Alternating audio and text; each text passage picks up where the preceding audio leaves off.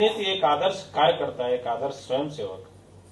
कई बार हम में से बहुत लोग परिचय कराते हैं, मैं संघ का स्वयंसेवक हूं जी, मैं एबीवीपी का बहुत अच्छा कार्य करता हूं, मैं ऐसा काम करता हूं, वैसा कार्य करता हूं, मैं बीजेपी के इतने दिनों से काम करता हूं। कार्यकर्ता के बारे में जो बोलते थे, कंफर्ट लिविंग कैडर नहीं चाहिए, स्टेटस कॉन्सिस्टेंस लीडर नहीं चाहिए। उनकी स्पष्ट कल्पना थी और उसके कारण ही देश भर में एक विराट व्यक्तित्व के नाते वो जाने जाते थे।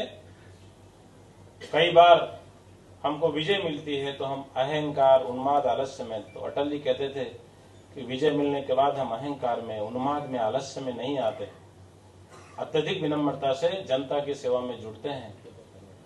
पराजित होते हैं तो हम कभी निराश नहीं होते, नकारात्मक भूमिका में नहीं आते, उसकी चर्चा नहीं करते, क्या हार में क्या जीत में। कहते थे कि या तो जीतते हैं या सीखते हैं,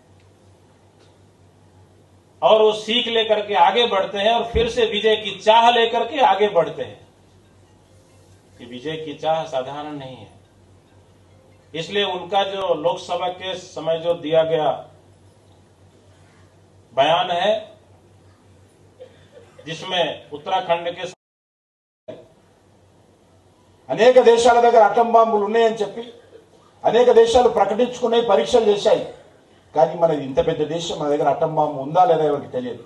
ఒక్కసారి కూడా మనం పరీక్ష కూడా చేయలేదు.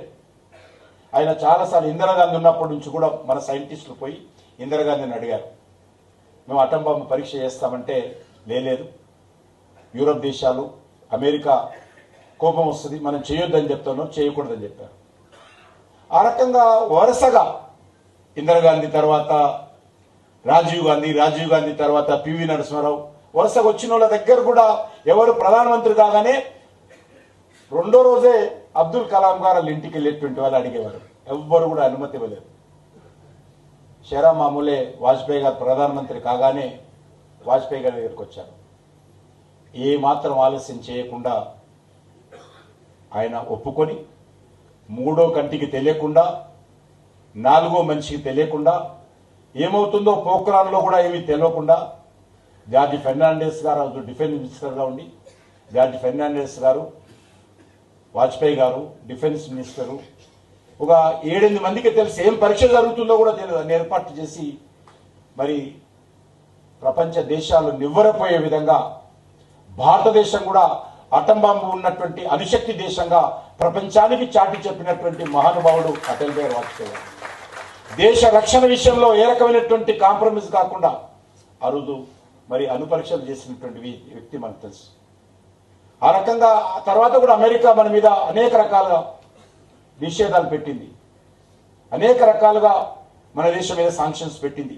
ఈ దేశంతో ఏ రకమైనటువంటి వ్యాపారాలు, ఒప్పందాలు చేసుకోకూడదు, ఏ రకమైనటువంటి వస్తువులు తీసుకోకూడదు, అనేక రకాలుగా పెట్టినా కూడా ఒక్కరోజు కూడా అమెరికాకు బతిలాడాల, అమెరికాతో మాట్లాడాల, మాట్లాడకుండా దేశ ప్రజలందరినీ ఏకం చేసి